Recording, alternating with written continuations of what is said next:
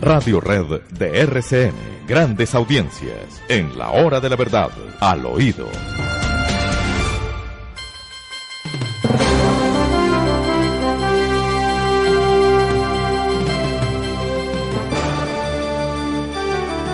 Al oído, William. Diga lo suyo que yo tengo cositas para contarle. María, por Dios. Human Rights Watch critica gestión de la Cancillería colombiana por liberación de presos en Venezuela. En una carta dirigida al presidente Espurio, al que se le robó las elecciones a Oscar Iván Zuluaga, acusan al gobierno de Juanpa de no hacer nada por esta gente, doctor Londoño. No hacen nada por ellos, los abandonamos. Pues ¿sí? Es que la Cancillería, hágame el favor, la Canciller es la íntima amiga de Maduro. ¿No le parece? Y el presidente Santos es el nuevo mejor amigo de Maduro. Entonces está haciendo la farsa de que se le enfrenta y da declaraciones en su contra y Maduro lo insulta. Ajá. Íntimos amigos y conocedores del negocio que condujo a ese detestable episodio de los acuerdos de La Habana. De manera que son cómplices, son amigos, esa es la verdad. Y por eso a Juan Manuel Santos le importa una higa que Maduro tenga 60 colombianos inocentes metidos en una cárcel, pudriéndose en una cárcel de Venezuela. ¿O será que a esos no los mira porque son acusados de paramilitarismo? Si de pronto fueran acusados de ser de las FARC, ahí sí entraría a luchar por ellos y a preocuparse, ¿o no? Si las FARC los hubiera exigido, pero es que no se le olvide que las FARC son también dueñas de Venezuela. Claro. El contubernio de las FARC, del ELN, con el cartel de los soles de Venezuela, usted sabe que es pleno. De manera que eso no se iba a producir. Maduro no va a tocar gente de las FARC porque son sus amigos. Ataca a colombianos inocentes y los acusa de paramilitarismo. Y la Cancillería muda y Juan Manuel Santos mudo. ¿Cómo será la cosa que tiene que intervenir Vivanco desde la Human Rights Watch a defender estos colombianos olvidados? Cuando normalmente, aclaremos, Human Rights Watch suele defender, pero sobre todo a los de izquierda, ¿no? Es una realidad. Por eso a mí me sorprende cómo serán de inocentes y cómo será de injusto ese encarcelamiento de esta gente, ¿no? Sí, es increíble. Son en su mayoría pequeños comerciantes, le han hecho entrevistas a algunos de ellos y dicen, no, yo estaba en mi negocio que tengo hace años acá, soy colombiano, pero vivo hace años en Venezuela, y de un momento a otro llegó la Guardia Nacional y me llevó a la cárcel, no me dijeron nunca por qué, y acá sigo. Eso es lo que dicen ellos, en su mayoría eran pequeños comerciantes. Bueno, no hay derecho. Bueno, William. Bueno, pero ahora el gerente de frontera de pronto ayuda, ¿no? El nuevo gerente de frontera. El sepulturero del DAS, el sepulturero del DAS de gerente de frontera, no quedamos tranquilos. Y ese cargo de gerente de frontera, eso sí ya es nuevo, ¿no? No, eso es un chiste. Es un chiste, es un chiste. Otra gerencia, Bueno, otra gerencia. ¿Qué me decía, doctor? William sabe que Timochenko se puso malito. ¿Verdad? Sí, hay noticias no, sobre... Malo es. Bueno, malo es. No, se puso enfermito, enfermito. Más malo no se puede poner. Es imposible. Enfermito. Le hicieron daño las manifestaciones que le hicieron en Armenia, en Yumbo, en Cali, en todas partes donde llegaba. Sí. Y parece que la impresión lo tiene deprimido. Hay malas noticias por ese aspecto. Y le cuento otra cosa.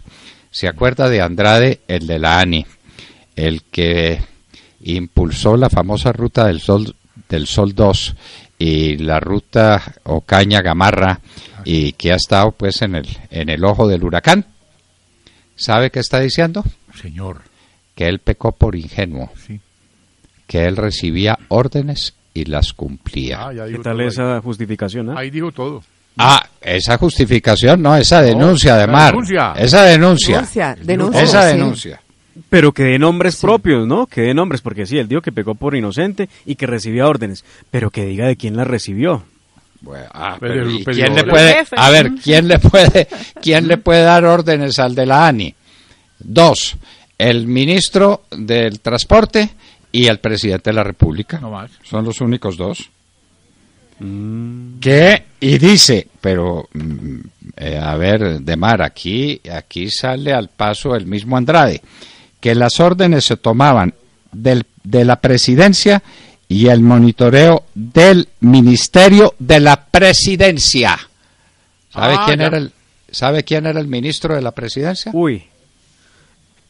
¿Sabe? A ver. Néstor Humberto Martínez. El superministro, claro. El fiscal general de Sí, la señor, el Nación. superministro que llamaban. Sí. Y que de ahí venían las órdenes. Y entonces ya usted se va dando cuenta de las razones por las cuales no hay avance en cierto tipo de procesos. Uy. Bueno, y no se le olvide pues que había otro jefe en el camino, ¿no? Uno que está de candidato a la presidencia hoy. Germán Vargas Lleras, claro. Germán Vargas Lleras, yo hablé del ministro, el ministro de verdad, el que ejercía como tal, sin muchas responsabilidades, sin asumirlas, sino poniéndose los votos y el casco a la hora de una inauguración o de un avance o de hacer dar alguna noticia extraordinaria, era Germán Vargas Lleras. De modo que el ministro que no cuenta, pues Germán Cardona lo mismo da atrás que en las espaldas, ¿no? Vargas Lleras y el presidente de la República, que de ahí recibía las instrucciones. Y entonces, Bueno. ¿qué están haciendo con el SENA? El gran fortín electoral y burocrático de este gobierno. Al SENA lo están repartiendo, William, para estas elecciones al Congreso de la República. Ay, María. Denuncias que llegaron a la W. Mire, en la regional del SENA en norte de Santander, el señor Germán Ramírez denunció que el senador del partido de la U, del partido del presidente Juan Manuel Santos, que aspira a repetir curul, Manuel Guillermo Mora, tiene controlada toda la contratación de la entidad y que desde que llegó Alfonso Prada a la dirección del SENA, la entidad se volvió política. Todos son puestos políticos. Nada se mueve sin que el señor Prada lo diga y sin que el señor Manuel Guillermo lo decida. También se llegaron denuncias de la regional del SENA en el departamento de Nariño. El señor Óscar Leonel, el representante de esa regional, denunció que el representante de la Cámara, Hernán Gustavo Estupiñán, y el senador Eduardo Enríquez Maya están obligando a los funcionarios de esa regional a votar por ellos en estas elecciones. También tenemos denuncias desde el departamento de Caldas. Augusto García, quien representa la entidad en Caldas, dijo que el aspirante a la Cámara, Islén Pineda, tiene 4 familiares contratados en esa regional del SENA y viene respaldando al representante y aspirante al Senado, Hernán Penagos, quien tiene sus manos muy bien puestas al parecer en esa entidad, en Caldas. En el Cauca también hay denuncias sobre el representante de la Cámara, John Jairo Cárdenas, y el senador Luis Fernando Velasco. Dice que está manipulando el nombramiento de funcionarios en los centros agropecuarios. También viene otra denuncia del departamento del Cesar. Según esas denuncias de funcionarios de esa regional, porque las denuncias las presentaron los mismos funcionarios de las regionales del SENA en el Cesar, se está utilizando para la campaña los aspirantes al Congreso Alfredo Ape Cuello, José Génico y Eloy el Chichi Quintero, todo tipo de manejos al interior de la entidad para que la gente vote por ellos. Eso es lo que llega sobre lo que está pasando con el SENA. ¿Qué tal, bueno, doctor? Lo que está pasando con el SENA, y nos ratificamos aquí en que la semana entrante les contaremos algo que los va a estremecer.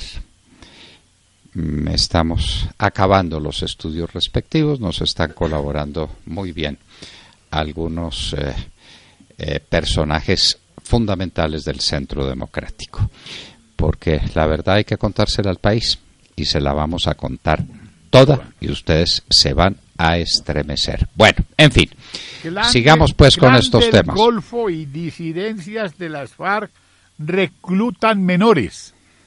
Pues eso ya lo sabíamos, pero esta semana la alta Siguen. consejera para los... No, pero es que cada vez que Siguen. salen las declaraciones, pues uno se asombra más. Ahora es la alta consejera para los derechos humanos de la Presidencia de la República, la señora Paula Gaviria, que ha salido a decir que sí, que efectivamente las FARC y el Clan del Golfo y también grupos de delincuencia organizada están reclutando de manera forzada a niños y niñas en al menos 12 regiones del país. Habla de Córdoba, Boyacá, de Risaralda, Quindío. Dice que en el Guaviare la situación es bastante complicada, que incluso se le hacen llegar mensajes a la comunidad en la que le advierten de que va a haber reclutamiento de niños.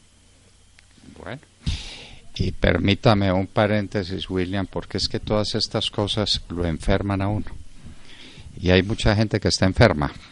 Y está enferma por muchas razones. ¿Cuántos son los enfermos por los problemas de las basuras en Bogotá? Ay, ¿Alguien ha contado lo que eso significa? Terrible, doctor. Esas nubes de podredumbre que se expiden al aire, ¿cómo está afectando eso a los niños? ¿Cómo está afectando eso a los ancianos? Bueno, enfermedades por todas partes, depresiones, tristezas, amarguras, que bajan las defensas y a la gente Pues claro. la enferma. Mire, doctor, tenemos Bueno, pero, Sí. Perdóneme, Edmar, es que les voy a dar una solución para esas enfermedades. La mejor botica, la mejor farmacia, el mejor hospital que usted tiene disponible es el de su propia mente.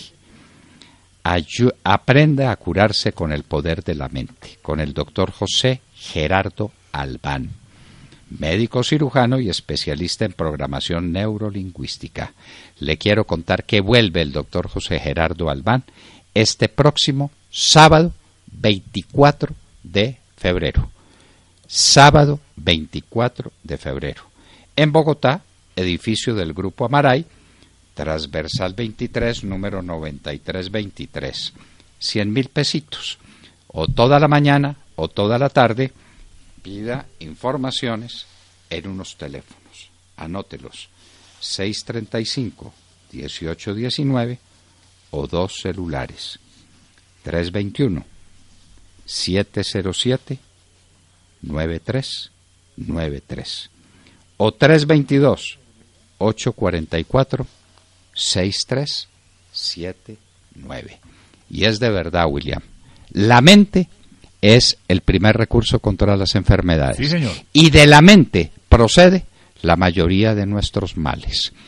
Se nos bajan las defensas porque la mente nos condena, porque nos toma la depresión, la tristeza, y el organismo cede y la mente nos destruye, como la mente nos puede recuperar.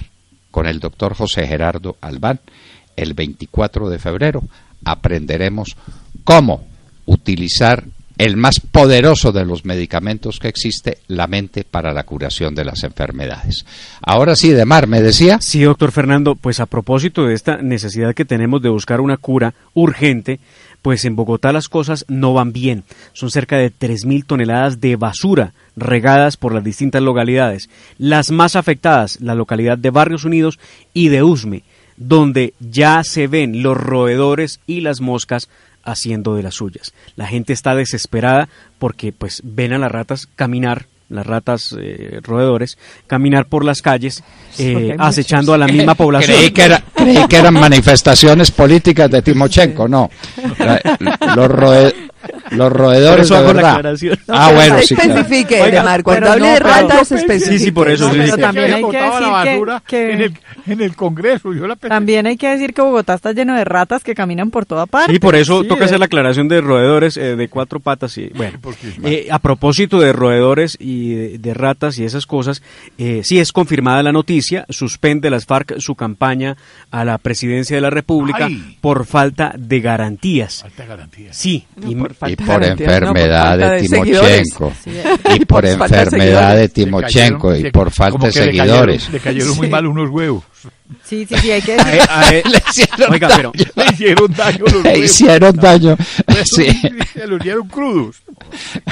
Sí, Crudo no se puede. pero ellos han dicho que había una división dentro de las FARC. Algunos querían continuar con su campaña y otros no. Y Timochenko era el que principalmente no quería, que porque se sentía un poco malito, como decía el doctor, por los huevos que le cayeron mal. Pero se lo comió con cáscara y todo. Y que ellos van a presentar pruebas, dicen las FARC, de que su seguridad no está siendo garantizada por el gobierno, que no les están prestando el esquema de seguridad necesario. Ahora, hay que una oyente me pasa unas fotos diciéndome, mire, en este momento es el ESMAD el que protege a estos señores. Cuando va la gente allá a tirarle huevos y todo, el ESMAD los logra sacar de donde están. Y me manda unos tweets que ponía Timochenko hace algunos días, en los que decía, por ejemplo, un país en el que el diálogo y la concertación sean la forma de solucionar los problemas, nunca más el trato brutal del ESMAD a comunidades. repudiamos la agresión brutal de varios agentes del ESMAD contra una mujer, fuerza al paro nacional, y un montón de tweets más en el que Rodrigo Londoño estaba hablando mal del ESMAD y dice que hay que desaparecerlo, y ahora es el ESMAD el que los protege a ellos. A propósito de estas manifestaciones, una muy interesante de Ervin Hoyos Medina, el hombre de voces del secuestro y quien apoya a las niñas violadas por las FARC de la Corporación Rosa Blanca. Escribió Ervin en su Twitter: destrozaron 426 pueblos con cilindros bomba, El Nogal, asesinan diputados y a miles de civiles, extorsionan a media Colombia, secuestraron a más de 20.000 personas, 2.874 siguen desaparecidos, reclutaron a cientos de niñas para violarlas y ahora las FARC se sienten agredidos por unos pitos. Bueno, ¿y quiere que le cuente otra cosita al oído proveniente del tema de Andrade y de la ANI, de la Ruta del Sol 2 y de Ocaña Gamarra y de todo eso que nadie ha investigado? Sí. ¿Ah? Que cuando él se fue, cuando lo nombraron, él dijo: acepto con una condición, que solamente le reporto al presidente de la República. Ya. Cuando Vargas Lleras empezó a actuar como ministro en funciones, eso fue necesaria una negociación especial con Andrade. Y después empezaron a llegarle las órdenes del Ministerio de la Presidencia, es decir, del actual fiscal general de la Nación, Néstor Humberto Martínez Neira.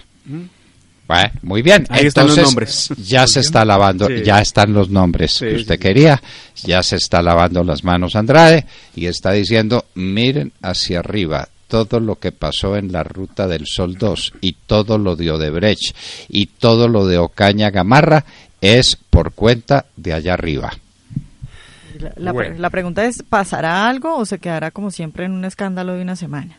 El problema es que todos los caminos conducen al que fuera ministro, luego vicepresidente y hoy candidato a la presidencia. Como para acabar miren lo que dicen los oyentes en el chat, que a mí me parece que es sumamente interesante. Dice Rigel: pero si no le pasó nada a Santos con las denuncias del gerente de su campaña de semejante delito, ¿qué le puede pasar por un robo? Si no le pasó nada por desconocer la Constitución Nacional, al desconocer el mandato de la constituyente primaria, ¿qué le puede pasar? Tiene toda la razón este oyente. Sienten lo mismo que sentimos nosotros, que esto se queda en simple escándalos de papel y no llega a ningún lado, ¿no? Sí, lo mismo que siente Santos, porque él hace y deshace con toda la tranquilidad. Claro. Él dice: no, ya acá no pasa nada. Ay, yo lo remito al Tribunal de la Historia. ¿Dónde queda el Tribunal de la Historia? Nadie sabe. Pero cuando uno está desesperado, dice: yo espero la sentencia del Tribunal de la Historia, que se no falla nunca. A Santos lo juzgarán, lo juzgarán y lo juzgará el pueblo colombiano. Muy bien. Y entonces, ¿cómo es la cosa? Ya lo juzgó, ¿no? Ya lo juzga todos los días a través de las encuestas. Todos los días. Con las manifestaciones que hacen, ¿no? Pero, muy bien, pero no estoy segura, pero sabe que no estoy segura de la historia. Porque ahora también se manipula la historia, usted lo está viendo. Claro, ¿no? ¿y por qué Santos no acompaña a Timochenko a esas manifestaciones? Por eso, es por eso por lo que le quieren dar la responsabilidad de contar la historia al padre de Ru. Claro, entonces claro. Ahí quedamos listos. Ahí quedamos organizados. Bueno, y no se le olvide, William, estar siempre pendiente de cómo es ese triangulito de Santos, FARC, Petro, FARC, Santos, ¿sí? ¿no? En todas las direcciones, eso como es.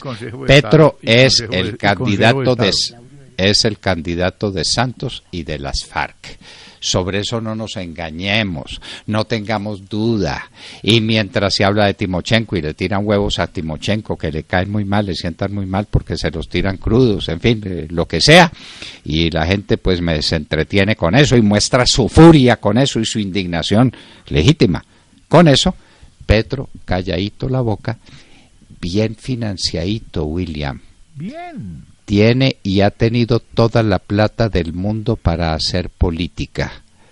Y entonces averigüe de dónde viene. Bueno, en todo caso, por falta de plata no se va a varar.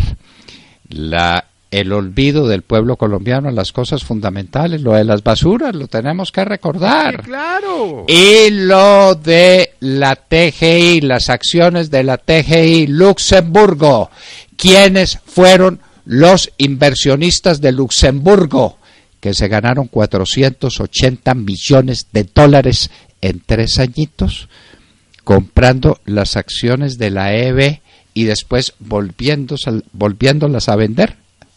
¿Ah? Uy, Dios. 480 millones de dólares se ganaron esos sujetos. ¿Quiénes eran? Pregúntele a Petro. ¿Y cuánto se ganó Petro haciéndoles el favor? Bueno, Petro negoció con ellos. ¿Con quién estaba negociando? No me diga que no sabía con quién estaba negociando. Petro es un irresponsable, pero tanto, no. Él sabía quién era. ¿Quién se ganó 480 millones de dólares? Y ahí sigue Samuel Hoyos, candidato a la Cámara por Bogotá, averiguando, luchando, poniéndole el pecho a la brisa, y nadie le para bolas. Eso lo dejan quietecito. Y alguien se ganó 480 millones de dólares comprando unas acciones que eran de propiedad de la empresa de energía de Bogotá y volviéndolas a vender. Entre Samuel Moreno y Petro hicieron el negocito. El uno vendió las acciones y el otro las volvió a comprar. Diferencia, 480 millones de dólares. ¿Cuántas calles se recuperan con esa cifra? ¿Cuántos hospitales se pueden construir y se pueden volver a potenciar? ¿Cuántas escuelas nuevas? ¿Cuánto se puede hacer con 480 millones de dólares que alguien en Luxemburgo se ganó por cuenta de la gente de Bogotá? Y nadie le pregunta al señor Gustavo Petro en esas entrevistas larguísimas e interminables que le hacen en otros medios de comunicación. Muchos oyentes, doctor Fernando, han estado preguntando por el tema de la expropiación que plantea Gustavo Petro a los bienes rurales. Exactamente a las personas que tienen una extensión de tierra que no están utilizando, entonces él decide que los obligará a vender y si ellos no venden, los expropiará. Si le parece, esto es muy cortico, si le parece lo escuchamos, usted me dirá. Bueno. Sí, tenemos un invitado ya listo esperándonos, pero vamos. Listo, vamos ahí con Gustavo Petro. Por ejemplo, para poner un ejemplo, una propiedad rural inactiva se la va a expropiar, ¿sí o no? Eso está en la ley hace tiempos. O sea, sí. En 1936, no, se la voy a comprar. Se la va a comprar, pero al precio que usted quiera. No al precio que yo quiera, eso hay unos ¿O al precio que vale? Hay unos sistemas de peritos que establecen cuál es el precio. ¿Y si yo soy la dueña de esa propiedad y no quiero venderle a Petro? Te voy a explicar cuál va a ser el mecanismo en concreto. Porque tú lo has dicho, digamos, el problema no estaría en las ciudades, ni en los apartamentos, ni en los negocios de las ciudades, ni nada. O en tener 10 apartaestudios, por ejemplo, 15, 20. Eso no es nuestro problema grave. Casas. No es nuestro listo, problema usted dice grave. la cosa rural. Porque es que lo de las basuras me toca que nos metamos, ni el señor Ardila Lule tiene que por qué tener miedo de que yo le vaya a quitar su casa en Suba, ni nada de eso, ni su fábrica de gaseosas Postobón. Y les va a ir a decir, ay no, mire, aquí hay 5 habitaciones, viven 3, eso es mucho, metan esta otra familia. No tiene nada que ver con nuestro programa de gobierno. Nosotros lo que queremos desatar es la iniciativa privada, pero en millones de colombianos. Entonces vamos al campo, el mundo de la agricultura. Si nosotros estamos hablando de separarnos del petróleo y del carbón, la agricultura se nos vuelve profundamente importante. Y es donde decide Gustavo Petro entonces fraccionar las extensiones de tierra de Colombia para entregársela a modo gratuito a los campesinos. Y a él no le preocupa que le expropien la casita en San José de Bavaria. Lo sustancial de eso que no sacamos al aire porque eso se estaba alargando, me prometieron que era muy cortico y eso se estaba alargando y no llegó al tema. Eso es con el impuesto predial. Sí, exacto. Con el impuesto predial. Yo subo el impuesto predial a unos niveles en que usted verá si paga o si no paga. Y si no hay... Sí. Llevan años haciendo eso, ¿no? Llevan años extorsionando a la población a través del predial, ¿no? Que pero los precios lo va a empeorar para que la gente no tenga más remedio que decir no soy capaz de pagar el impuesto predial. Le vendo y manda un par de peritos y le compra. Claro. ¿Y cómo le paga? Lamentablemente, pues la señora Vicky Dávila no pregunta las cosas esenciales. Y si no hay recursos, ¿cómo paga? Con bonos a cualquier 50 años con el 1% de interés. Y entonces, listo, quedó hecha la vuelta. Y eso es lo que se viene con Gustavo Petro. ¿Sí? Y sepa que hay gente que está haciendo maleta, que si Gustavo Petro es el presidente se va de este país. ¿Cierto? Ah, bueno. Monse, bueno. la casa que tiene Petro allá en San José de Bavaria, ¿qué? Pero sí, vea, eso. Oye, a mí me pareció incluso cuando él se refiere y habla con nombres propios, es amenazante, ¿no? Como diciendo, sí, claro. no se tiene que preocupar. Pero el además- señor Ardila Lule no se tiene... Hombre, ¿por qué no habla de su casa? ¿Por qué no habla de la familia de su esposa, por ejemplo? Es realmente amenazante, es un Sí, personaje peligroso, ¿no? Alucinante, pero alucinante. además Vicky Ávila le dice, no, entonces el problema no es en la ciudad, y él dice, no, principalmente no. Ojo, Bueno, Principalmente no. va el muy invitado. bien. Y como le decía, tenemos un invitado muy especial. Es un joven que está haciendo política en el departamento de Antioquia, a las órdenes de Álvaro Uribe Vélez, señor. que es su único jefe. Hernán Cadavid estará en un minuto con nosotros en la hora de la verdad y les hablábamos Al oído. oído.